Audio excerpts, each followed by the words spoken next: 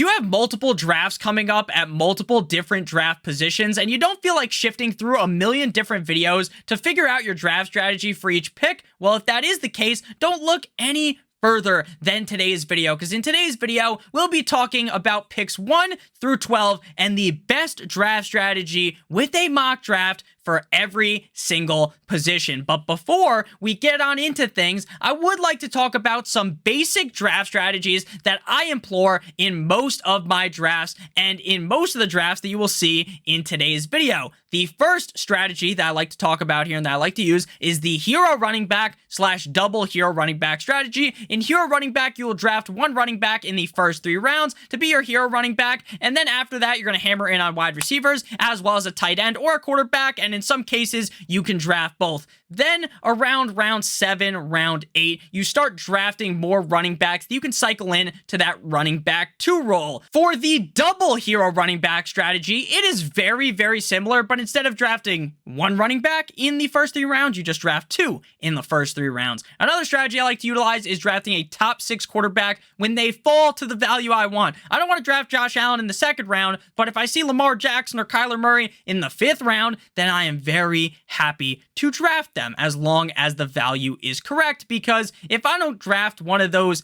top 6 guys, I still like the guys in the top 12, but after the top 12, things start to get very, very dicey. For tight ends, I also am either looking to get a guy like Kelsey, Andrews, Pitts, Waller, or Schultz, and if I don't get one of those players, I typically don't reach for the mid-round guys and just take shots later at the tight end position. I also typically am only going to draft 1 quarterback unless I wait very, very late. Same thing goes with tight end unless I wait super late and don't feel comfortable with the 1 draft selection that I made at that position. If your league includes kickers and defenses, you should draft a defense with a great week 1 matchup and not give a fuck about their season-long schedule, and then you should stream the position off the waiver wire after that. If they have a great week 2 matchup, then obviously don't cut them, keep them, and you should also be waiting until the final 2 rounds of a draft to draft the kicker and the defense. If you have to, I am fine with taking them 3 rounds ahead. So instead of the final 2 rounds, use the final 3 rounds. But normally I just draft them in the final 2 rounds. I think that should be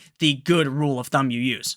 So now that we've done some basic strategy talk, let's get into the best draft strategy from each position. We begin with the first overall pick, and at pick number 1, you should go into your draft knowing if you want Jonathan Taylor or Christian McCaffrey. Personally, I believe either are acceptable to be the number 1 overall pick. Here, I will go with Jonathan Taylor. When things swing around to the 2nd round, I am trying to snag another running back at the turn, but if one of Barkley, Chubb, Williams, Fournette, or Connor are not available, I would likely turn to the double wide receiver strategy here and bang off 2 wide receivers at that 2-3 turn. In this case, we were able to get both Leonard Fournette as well as wide receiver Deebo Samuel. In the 4th through 7th round, I love the wide receivers that are available in that range of the draft. You could also go with a quarterback or tight end in that range if you feel as though they have the value and you think the value is correct at that pick. Some of the wide receiver targets that I like in that pocket are Deontay Johnson, DJ Moore,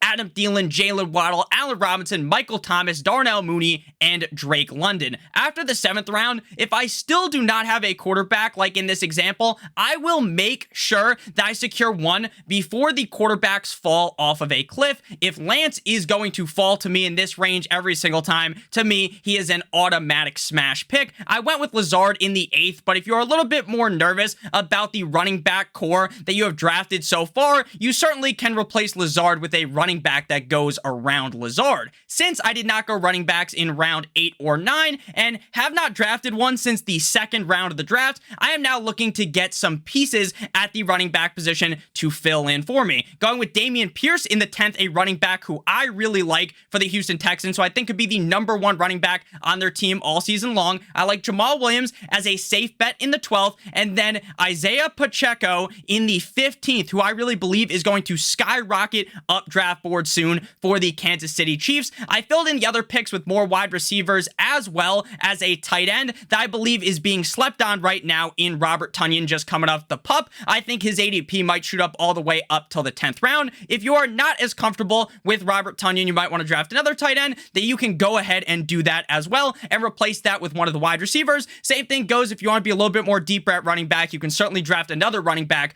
over drafting one of those wide receivers.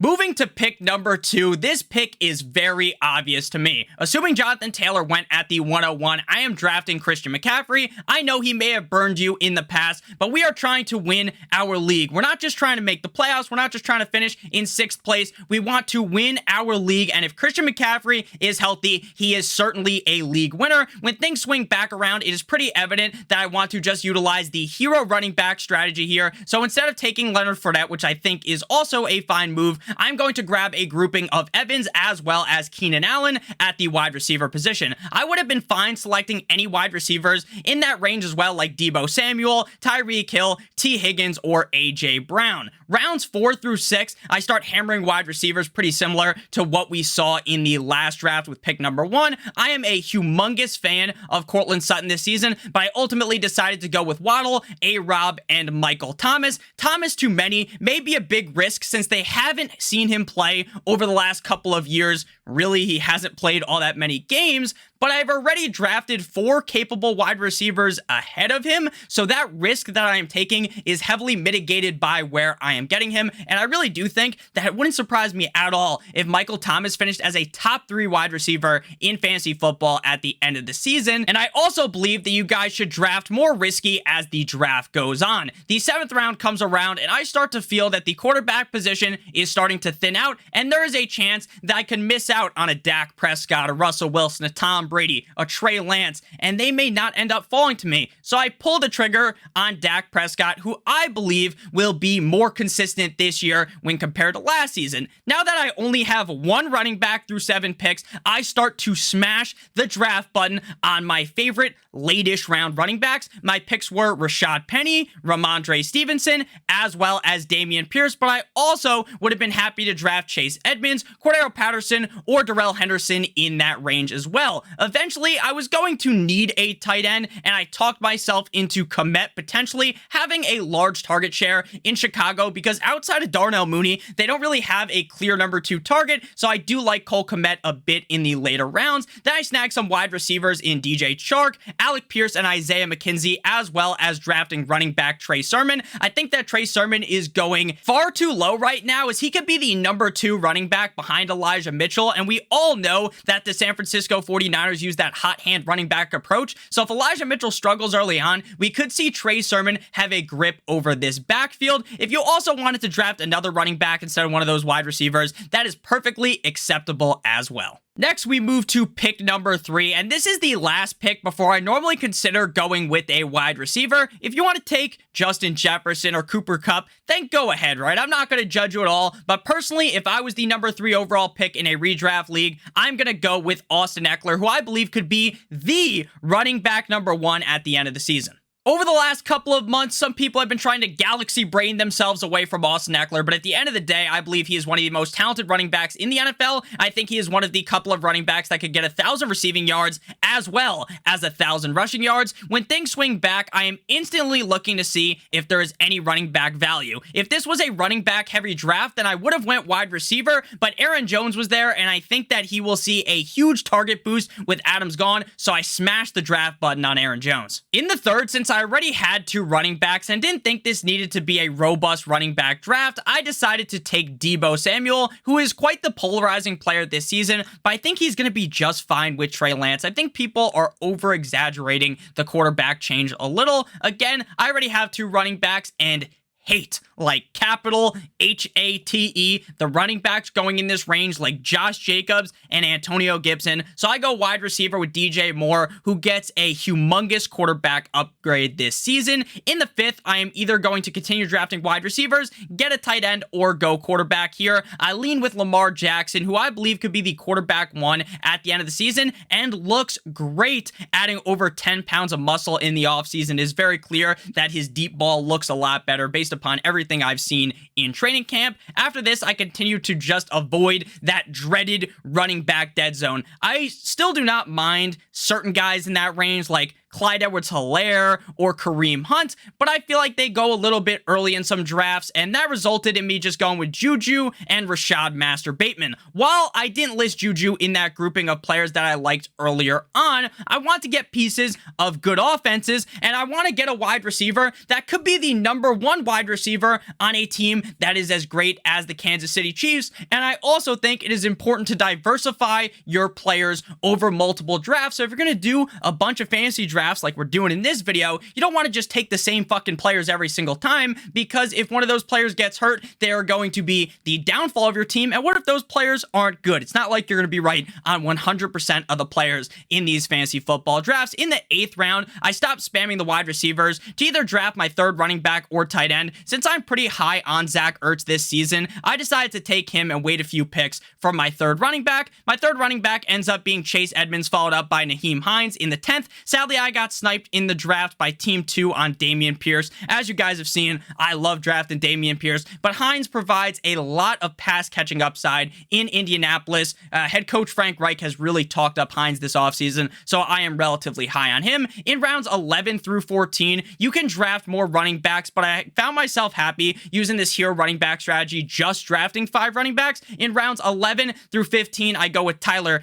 Boyd, Kenny Golladay, Jacoby Myers, Romeo Dubes, and Isaiah Pacheco. If you're not a fan of Kenny Golladay, I understand why. He hasn't looked very good at all through training camp and preseason, but I think he's still got it in him. He might have one more big season, and he could be the #1 receiver in New York with the Giants, so I'm fine drafting him that late, if I'm being honest with you guys. Before we get on into the best draft strategy from pick number 4, I would like to give you guys a quick word from our friends and our sponsor over at Drafters. Are you looking for softer best ball contests? Look no further than our new partnership with Drafters Fantasy Sports. For a limited time, make your first deposit of at least $20 and get a free $20 ticket into the Drafters $1 million Best Ball Championship. To claim your free ticket, just click on the link in the video description down below or use promo code Stokastic on your screen right now, STOKASTIC. If you put in 2 entries into the $1 million contest, you will get our best ball and fantasy football draft kit for free, courtesy of our new sponsorship with Drafters. Back on into the video, we move to pick number 4, and here's where I normally go with a wide receiver. Personally, I prefer Cooper Kupp, but you could also easily go Justin Jefferson at this pick. On the way back, as long as I find that there is a running back that I find to be palatable, I typically draft them in the 2nd. Here, we go with Javonte Williams, and it really does seem like Javonte Williams might get that crazy workload that people have been projecting him for, because even Melvin Gordon himself says that the team wants Javonte to be the guy. Will that be how the season plays out? I'm not too sure, so I'm still in a little bit on Melvin Gordon, but I'm starting to move a little bit higher on Javonte Williams. After that, we typically reach the dreaded running back dead zone, and we're going to start to hammer the wide receivers yet again, going with A.J. Brown in the 3rd and Cortland Sutton in the 4th round. Some may consider Schultz to be a reach in the 5th, but I am a believer of Mr. Dicky Dak Prescott becoming more consistent in 2022, and with Michael Gallup already banged up, Schultz should have a large target share in this offense.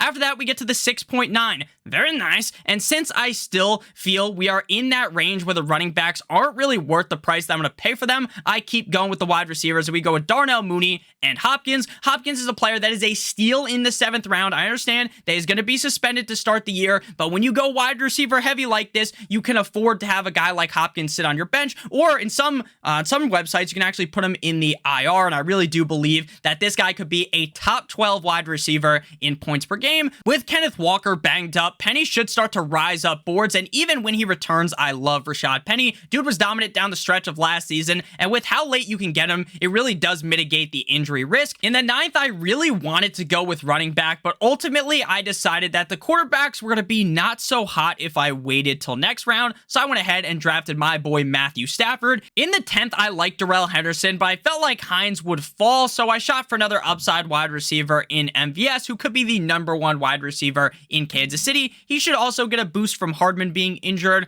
but we don't know how severe that is just yet, so I don't want to speak on that. And then maybe Hardman's back for week #1. Now I have to start spamming running backs, so I go with Nyheim Hines, Jamal Williams, and Brian Robinson. Antonio Gibson is playing with the punt team and probably washing his teammates' jock straps, so I want to jump on these other Washington team backs. This is also yet another case where you don't really have to draft that many receivers, so if you wanted to go running back at the end here, you certainly could do that as well. Now we zoom on over to pick #5, and here's yet another spot where I want a wide receiver, so I will go with the best available. Kupp actually wasn't off the board, but I thought it would be stupid for the purpose of the video to go Kupp twice in a row, so I went with Justin Jefferson, who again is perfectly acceptable to take even over Cooper Kupp. We continue on the double hero running back train, since I do really believe this is one of the best strategies in all of fantasy football, and we go with 9-inch Nicholas Chubb and James Conner. I think that Chubb is fucking boring, but he does bring consistency to your roster, and Conner is a running back that I love, and I think that honestly, he is the last running back you can take in most drafts before the running back position falls off the edge of a cliff. Again, we are just punching that wide receiver button until I decide it's time for quarterback, running back, or tight end. So I draft Waddle. Mike Williams, who is that upside pick? Is Mike Williams super safe? Is he like wrapping 2 condoms around your fantasy football roster? No, but he does have that upside to have those crazy games where he hangs 30 points on your opponent. Again, we're drafting Michael Thomas. I fucking love Michael Thomas. And Treylon Burks, who hasn't been that great necessarily, but I do think he could be the #1 receiver in Tennessee. I am quite big on Tom Brady this year, so he was really a no-brainer pick for me in the 8th. And to be honest with you, any of those quarterbacks in the quarterback 7 through 12 range are perfectly fine, if I'm being honest with you. In the 9th, I hop back onto running back for a pick and go with Gordon. Again, while I just talked about how even Melvin Gordon's talking about Javonte Williams, there is still a chance that Williams gets that 60% split and Gordon gets 40%, and Gordon still ends up being valuable for fantasy football. But even if, hey, Gordon isn't super valuable when Javonte Williams is playing, if Javonte Williams was to get hurt, then Melvin Gordon could legitimately be a top 5 back with this brand new quarterback in Russell Wilson. I think things are going to be great in Denver. And since I felt confident with the running backs I drafted earlier, I was fine going with more wide receivers with Gage and Gallup. I took Gallup because I can put him on the IR and pick up another running back after the draft while I wait for his return. Taking an injured player and picking up a new player immediately after the draft is always a strategy that I like to utilize when my league offers an IR spot. If this league did not offer an IR spot, or if your league doesn't offer an IR spot, then that strategy is pretty stupid in my opinion, because Gallup might miss 3, 4, 5, 6 games. He might miss only 1 or 2 games, but the range of outcomes here, I'm thinking he's going to miss more time. Then I go with running backs McKissick and Jeff Wilson. Jeff Wilson's also getting some pump out of the 49ers camp, and since I only took a tight end in the 13th, I decided to go double tight end here with Tyler Higbee as well as Gerald Everett. Moving to the 6th pick, I really think here you should be looking to go back to the running back position with your first selection, unless you really like Chase or Adams. Here you can draft literally any of the running backs: Najee Harris, Dalvin Cook, DeAndre Swift, Joe Mixon. Here, I personally lean with Najee Harris. I think people aren't giving him the credit that he deserves. Then in the 2nd, I take advantage of piss poor ADP on about every single fantasy website, because you can still get Alvin Kamara at the 2.7, despite it being very unlikely at this point that he gets suspended. If he wasn't available, I would have fine with maybe taking a tight end and Mark Andrews, but more than likely, I probably would have selected Aaron Jones. Next, we begin with the typical wide receiver train here with Higgins, Terry McLaurin, Jerry Jeudy, and Cooks. While I am a big fan of Courtland Sutton, obviously there's a chance that Jeudy does exactly what I think Courtland Sutton does, so I still think Jeudy is worthy of a pick as well. In the 7th, since I wanted to try and see how my team would look if I drafted a mid-round tight end instead of going either really early or super late, I went with Dallas Goedert, since I really do believe that he has a strong role in this Eagles offense, and I think that this team could look to be a little bit more pass-heavy this season since they brought in A.J. Brown. In the 8th, I like the value on Edmonds, who I believe is the #1 running back in Miami with pass-catching upside. You will see, though, that in drafts, if it's a super deep draft, I like Michelle, and I also like Raheem Mostert a decent amount as well for that huge play upside. And if something happened to Edmonds, then obviously we could see a big role for either Mostert or Sony Michel. In the 9th, I again realize that if you don't draft a quarterback, things start to get brutal. So I go with my boy, Trey Lance. And the reason why I like Trey Lance is not because I think he's some prolific passer. He looks pretty good at throwing the football, but really because he has that crazy rushing upside. In the 10th through 15th, I select 2 running backs in Dameon Pierce and Zamir White. This running back in Las Vegas is looking like a running back by committee system. It's looking bad for Josh Jacobs, so I think Zamir White looks pretty solid, so I think he's worthy of a pick. And 4 wide receivers in Landry, Julio, Tolbert, and Campbell. Again, this is a situation where if you're not crazy at wide receivers, if you get nervous with your running backs, which is okay, right? If you don't want to go super little at running back like I am with 5, maybe you want 6, maybe you want 7 to feel confident, then go ahead and fucking do that, right? Draft running backs in that range. But personally, I still want to go ahead and get those receivers, but it's fine if you go running backs. In the 11th plus range, I like guys like Naheem Hines, Kenneth Gainwell, JD McKissick, Mostert, Jamal Williams, Pacheco, and Trey Sermon. Before we talk really quick about pick 7, please make sure if you have ended up enjoying it, hit that like button as well as hitting that subscribe button down below. It does help us out a ton. So at pick 7, I am either going with Chase or one of the running backs I mentioned when I was talking about pick 6 a couple of seconds ago. Here, we will lean with Jamar Chase. In the 2nd, I select Barkley. He is also a lot like Kamara because I wouldn't be shocked at all if when we see the final ADP in early September, right before the season starts, if Barkley and Kamara are both guys that are flirting with the first round, like picks 13 and 14 in drafts, and I wouldn't even be surprised if they were pick 11 and 12. In the 3rd, we go with an early round tight end with Kyle Pitts. I know he wasn't necessarily the best for fantasy football last year, and I wasn't hyping him up. I thought he was going to kind of fail compared to his ADP. He definitely underperformed. He wasn't bad, though, just underperformed compared to where people wanted to draft him. But to me, it seems unlikely that he only scores one fucking touchdown like he did last year. So at the 3.7, I'm perfectly fine with the value. And if you don't want to go tight end early, you could have easily went with one of those favorite wide receiver targets there, like Higgins or Michael Pittman. In the 4th, I get one of my favorite players in Deontay Johnson, who is being massively discredited by the masses. I really do believe that Deontay Johnson could be a top 10 receiver yet again in 2022, even if Kiss and Titties Mitchell Trubisky is the starting quarterback all year long. And this also starts my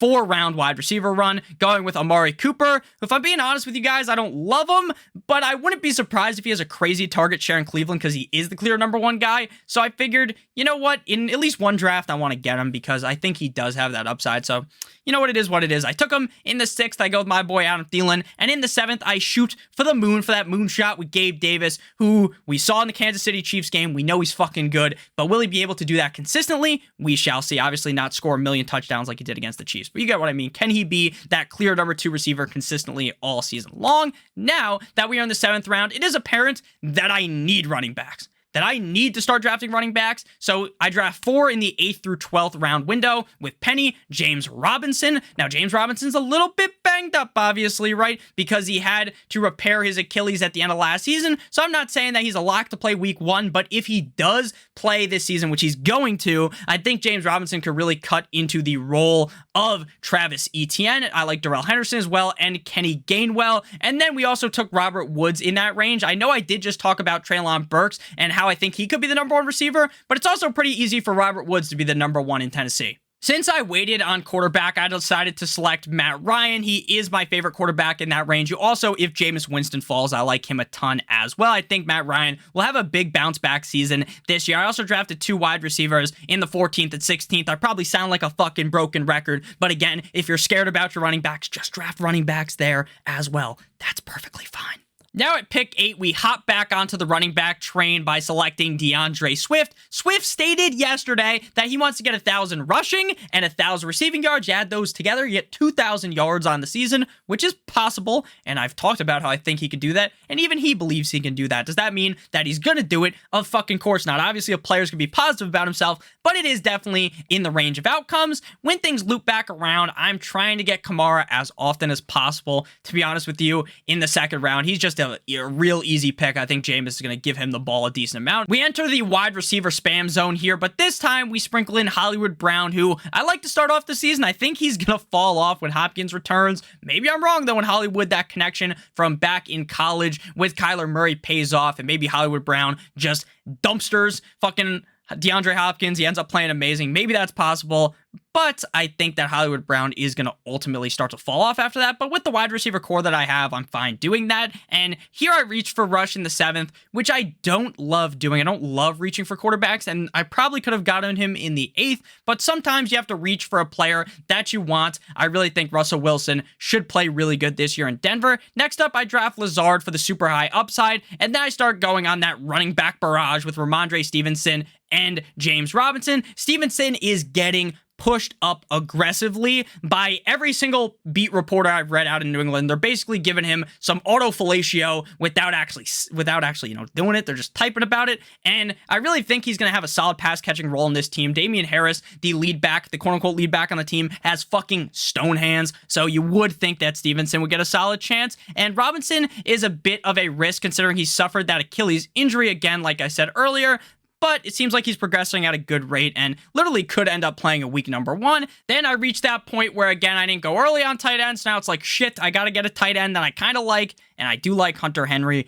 Dominant last season. Will he continue to score that many touchdowns like he did last year? Maybe, maybe not. But if it is the case, he does seem like he has a great connection with Mac Jones, so I'm fine with drafting him there. And then the 12th through 15th, I draft 3 wide receivers using that put a player on the IR strategy, drafting Jameson Williams, who can go on the IR. Most likely he's going to start the season on the PUP, might not even come back until November. Then we go with KJ Osborne because I like his upside now with a brand new head coach in Minnesota who's going to look to go a little bit more pass heavy. And then we go with KJ Hamler to get that backdoor stack with Russell Wilson. Again, I don't think you have to stack in a redraft league, but could be cool. And I also took Edwards, who is banged up, Gus Bus Edwards, but he could be the number 2 running back in a very run-heavy and very effective rushing offense in Baltimore, so I like him a lot. Again, he is banged up, so if instead of KJ Osborne you wanted to draft another running back, that's perfectly fine. But again, I'm not going to keep fucking heavily reiterating on that because you guys all know you don't have to blanketly follow exactly the strategy I'm doing. At pick number 9, we hop back onto the wide receiver train, choo-choo, with Davante Adams. I think he is being disrespected by a lot of people because he joins the Raiders. Oh no, he's on the Raiders. He goes from Derek Carr to Aaron Rodgers. When you're a generational talent like Davante Adams, I could be your fucking quarterback and you're going to play good. So don't worry at all. And the Raiders have a decent amount of vacated targets on their team. I also reunited the former 2 teammates, so our locker room's going to be very strong with Aaron Jones at the 2.4 and Davante Adams. At the 3.9, I began yet another wide receiver barrage with Pittman, Johnson, Hollywood, and Amon-Ra St. Brown. Since I've talked about all of these wide receivers, we'll break down Amon-Ra St. Brown real quick. While he did blow up while Swift and Hawkinson were hurt, it is undeniable that this man is the clear number 1 receiver in this offense. I also believe that the Lions will be better offensively this year when compared to last year, and I love St. Brown's value in the 6th round. Here, instead of dancing around and waiting on running back, maybe taking a quarterback or a tight end, I decide to just unload the fucking clip on running backs round 7 through 9 with Devin Singletary,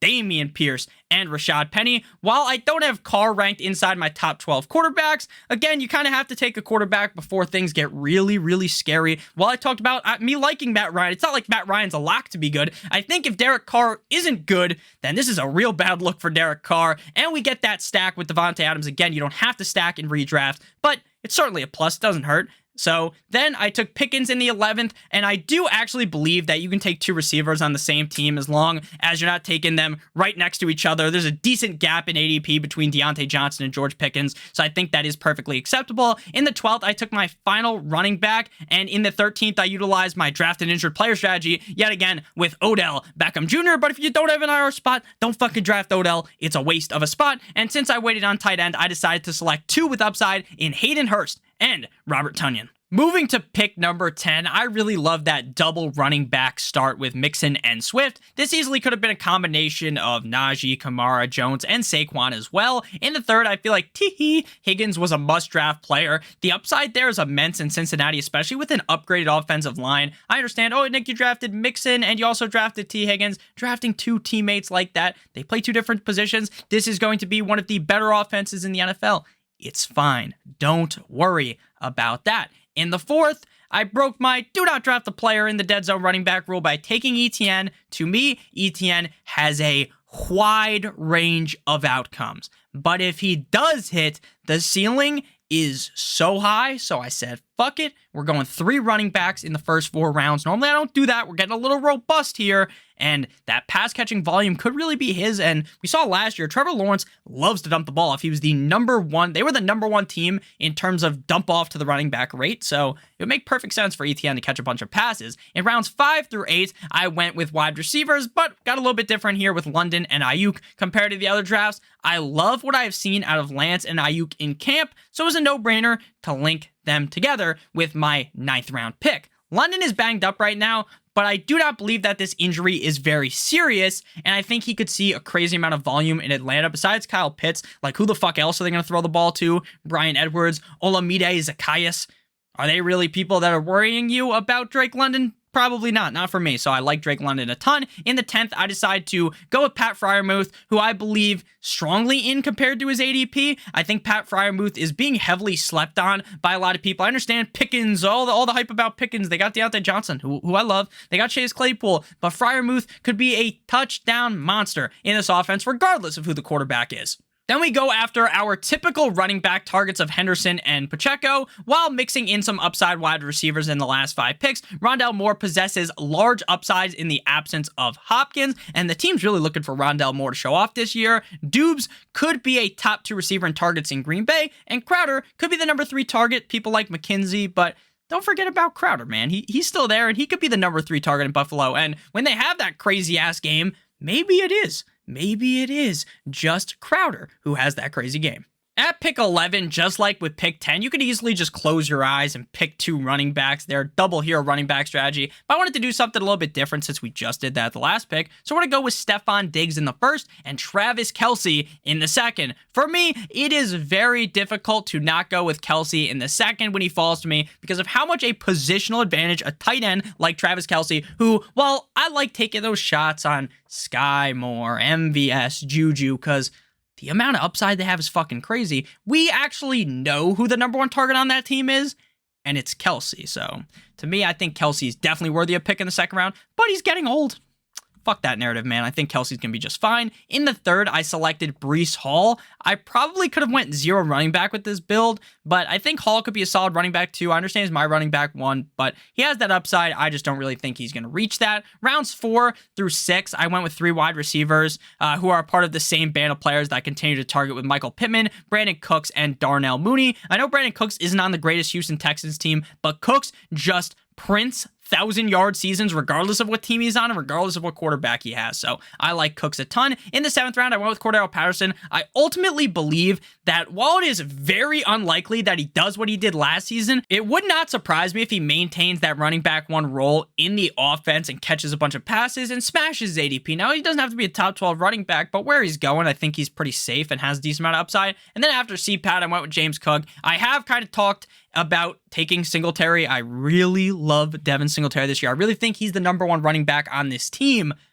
But again, you should diversify your options. The reason why I like Singletary is not necessarily because I think Singletary is the fucking greatest thing since sliced bread. It's because I want pieces of that Bills offense, and we saw what Singletary did at the end of last season. What happens if I'm wrong and James Cook is getting a lot of touches at the end of the season? Then guess what? You could have just found a league winner in James Cook. There's a reason why they drafted him so highly. They're definitely going to use him. So I went with James Cook there again to diversify a little bit different. In the 9th and 10th round, I shoot for upside at wide receiver with Sky with 2 Wise Moore and Kadarius Toney. With how shit Kenny Galladay is looking like KT is the clear #1 receiver there. And in the 11th and 12th, I went with some running backs that I like. Again, Gainwell and Mostert. I kind of picked the same guys, but there's other running backs you can take in that range as well. And when you get that deep in the draft, there's really no argument to be made. Like if you say you want a different running back than this, I'm not going to have some crazy argument with you and tell you that your pick is just wrong, because again, these are like 11th, 12th, 13th, 14th, 15th round running backs we're talking about. Since I waited so long at quarterback, I decided to go with 2 with famous Jameis